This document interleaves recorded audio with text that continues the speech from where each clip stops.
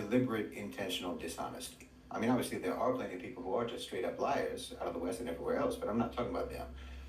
I'm saying that honesty is not their language in the West. Truth is not a dialect that they speak. They don't know how to speak that language. I know people get mad when I say that, but understand, I'm actually telling you something that has been done to you. I'm telling you something that you have been deprived of.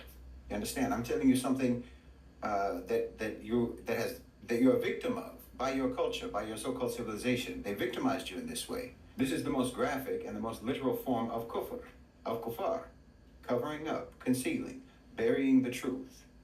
And this is all they do. It's the only language they know, truly. This is the only language they know. And this is why everyone around the world is quickly coming to the conclusion that you simply can't be engaged with. The Westerners simply can't be engaged with. It's just not productive. It's not productive, it's not useful in any way whatsoever to engage with you. Like I've said before, in these interactions, no communication ever actually takes place when we talk to you, when people in the global south talk to you, when Muslims talk to you. And that's a shame. It's a shame what has been done to you, but it has been done to you. It's a shame what you've been deprived of as a human being.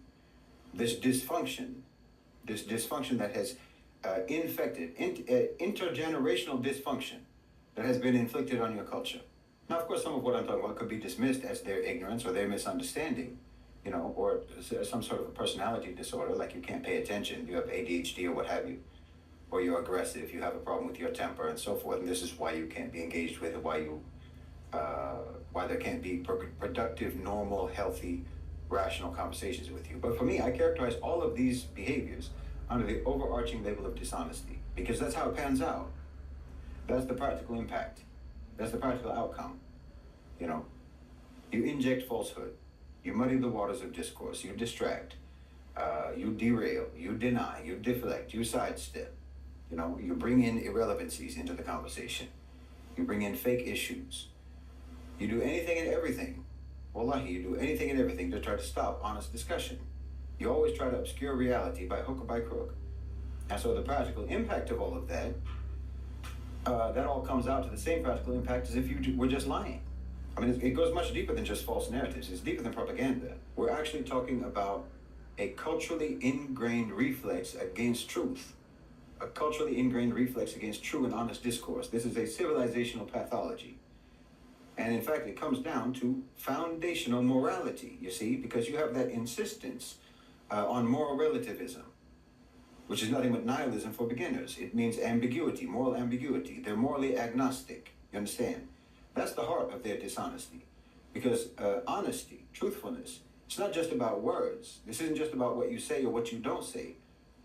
Dishonesty isn't just calculated lying or deception.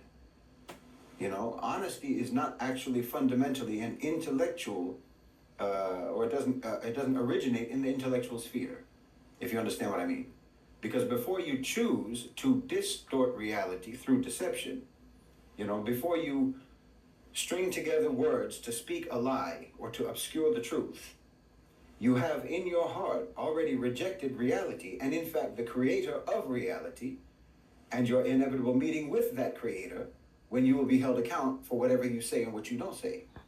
You have imagined in your heart that you can actually weave an alternative reality. You can create your own fictional world, and that this fictional world is possible for you to somehow superimpose that upon the objective truth of the real world, and then you get to operate in your own version of the world according to your own rules, and you think that you can get away with it. You have internally convinced yourself that truth doesn't matter.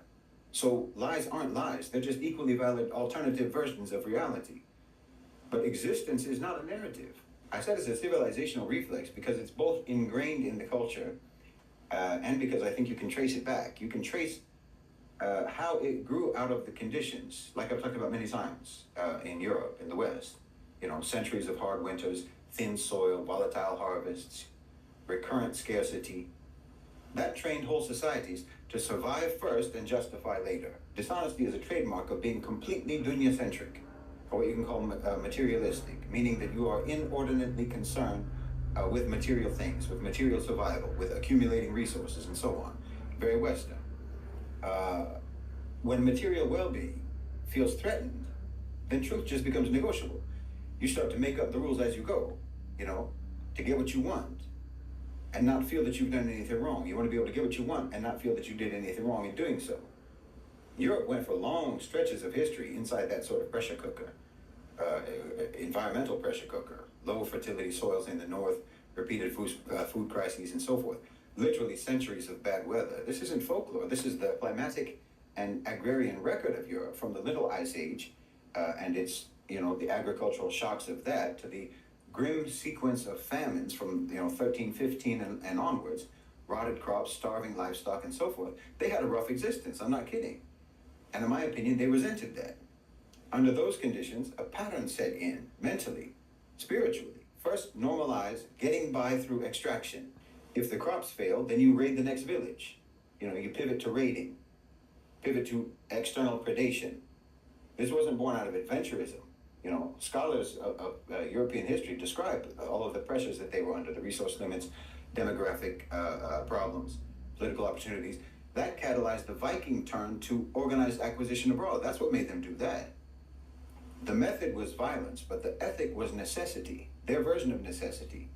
The narrative was glory. See, that template, the template of basically externalizing the solutions to internal scarcity, this became a very durable habit, and it became your culture. You even did there was even a domestic version of extraction. Enclosure, enclosing the commons. They were fenced off.